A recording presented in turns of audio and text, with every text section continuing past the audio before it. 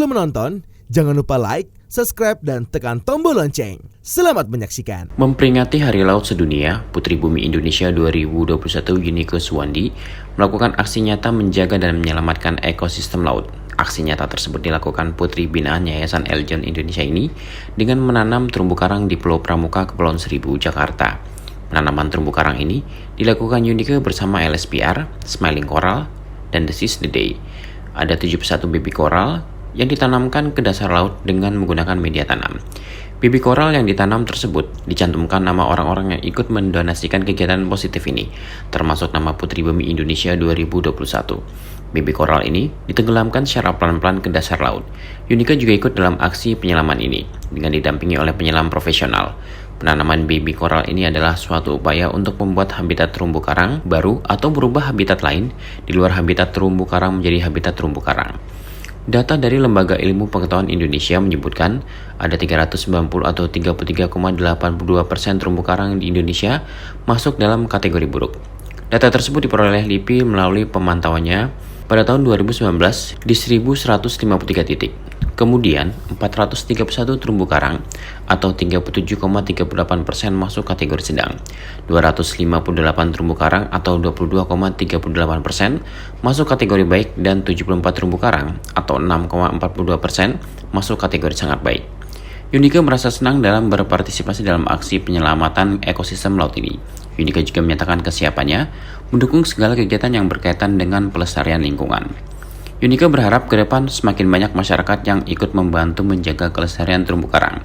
Dalam menjaga kelestarian terumbu karang, tidak harus turun ke laut, namun bisa dengan berdonasi pada setiap aksi nyata melestarikan lingkungan. Menurut Yunike, selain untuk keberlangsungan hidup habitat laut, terumbu karang juga dapat menjadi daya tarik wisata. Apalagi Indonesia menjadi negara yang kaya akan wisata baharinya. Karena itu sangat penting untuk menjaga kelestarian alam bukan hanya bagi masyarakat sekitar destinasi, namun juga kepada wisatawan. Yunike berharap wisatawan dapat menerapkan pola berwisata yang cerdas, dapat menjaga kebersihan dan tidak merusak. Jadi selama Hari Laut Sedunia ini, menjelang Hari Laut Sedunia, sebelumnya aku dan teman-teman Seize the Day udah mengumpulkan donasi gitu ya, karena karena target awalnya itu adalah mau meningkatkan partisipasi masyarakat, tapi karena mengingat harga terumbu karang yang cukup tinggi kalau dibeli per orang, jadi kita memutuskan untuk berdonasi.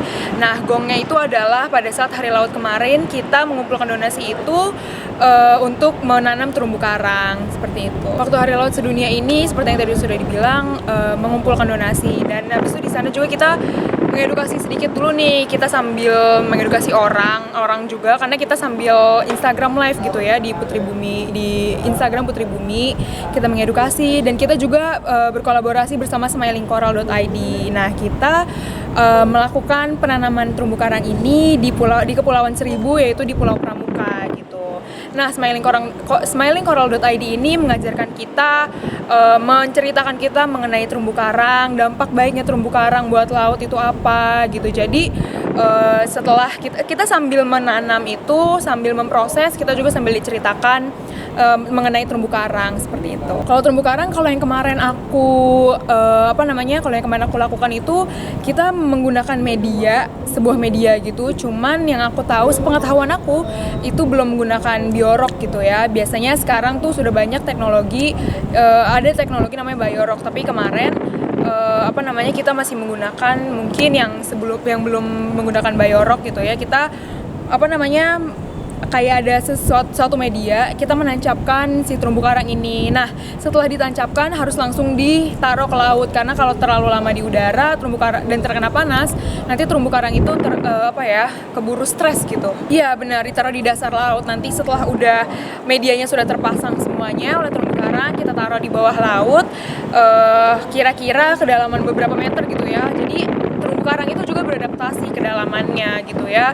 Jadi awalnya mungkin saya kurang tahu berapa meternya gitu, cuman mungkin awalnya cetek dulu mulai dari sekian meter, terus nanti beberapa hari atau beberapa jam kemudian dipindahkan ke yang lebih dalam lagi.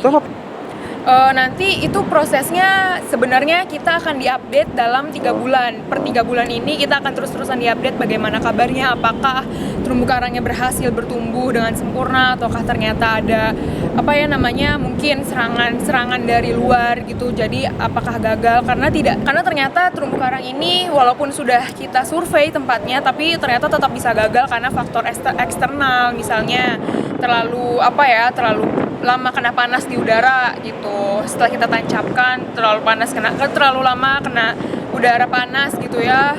Itu bisa aja membuat terumbu karang itu keburu stres gitu loh gitu. Nah, kita bekerja sama dengan smilingcoral.id ya, smilingcoral_id itu adalah komunitas memang dia fokusnya adalah di terumbu karang gitu.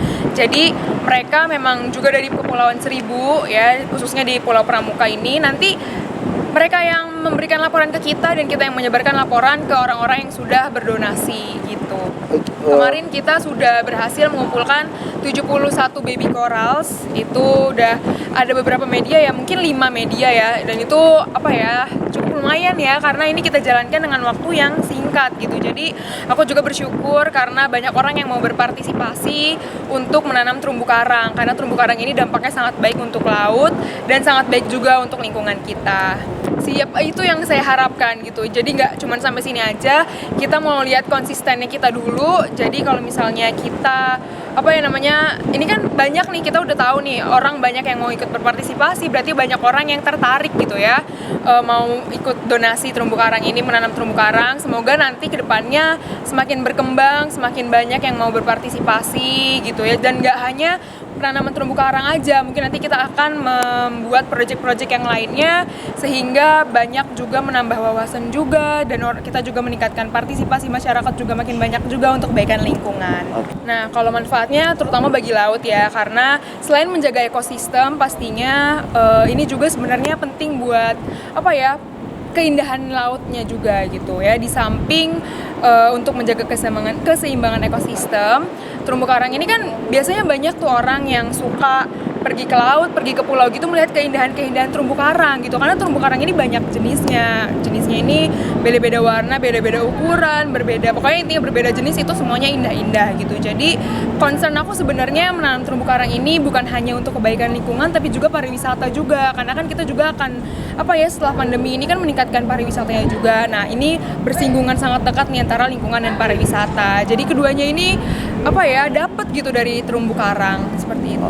Jadi yang ingin aku sampaikan kepada para wisatawan adalah jika kalian ingin melihat dan menikmati keindahan laut, nikmatilah, tapi jangan merusak keindahan itu gitu. Kadang ya ada wisatawan yang memang penasaran gitu ya dengan terumbu karang itu seperti apa. Jadi ada juga mereka yang mungkin buruk-buruknya mereka malah mencabut terumbu karang itu. Jadi ya itu jangan dilakukan, dihindar gitu. Kalau kalian mau snorkeling, lihat keindahan-keindahan bawah laut. Aku pun begitu kok. Aku snorkeling juga, itu sangat boleh gitu ya, sangat diperbolehkan karena memang jujur itu indah banget terumbu karang, ditambah ikan-ikan yang bervariasi juga ya.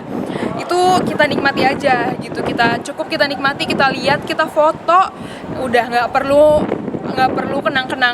sebagai kenang-kenangan jadi dipetik terumbu karangnya atau dirusak atau mungkin ikannya sampai ditangkap gitu ya. Itu adalah hal-hal yang membahayakan ekosistem laut gitu. Pastinya sampah ini adalah masalah yang tidak kunjung selesai gitu ya. Seperti terlihat sepele gitu, apalagi di Kepulauan Seribu ini gitu. Jadi kalau kita ke Kepulauan Seribu banyak kita melihat sampah, ternyata sampah-sampah ini adalah sampah yang terkirim dari Jakarta gitu, khususnya dari ibu kota gitu. Nah, semuanya ini di Kepulauan Seribu ini kan banyak pulau gitu ya. Ada Pulau Pramuka salah satunya yang tempat kemarin aku menanam terumbu karang gitu. Kalau misalkan ada sampah, dia menghalangi menghalangi cahaya matahari. Jadi ikan-ikan tidak mendapatkan cahaya matahari dan terumbu karang juga tidak mendapatkan cahaya matahari yang cukup.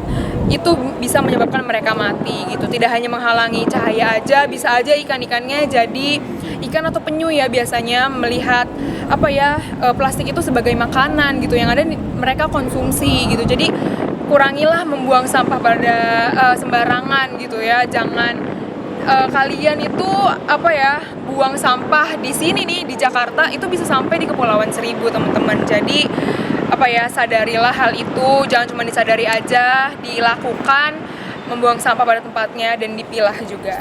Setelah dilakukan penanaman 71 bibit koral tersebut nantinya akan dimonitor selama 3 bulan sekali untuk melihat perkembangannya. Bionika bersama komunitas pemerhati lingkungan tidak akan berhenti di kegiatan ini. Akan ada penanaman bibit koral berikutnya dan aksi lainnya yang berkaitan dengan pelestarian lingkungan. Tim Eljan Media melaporkan.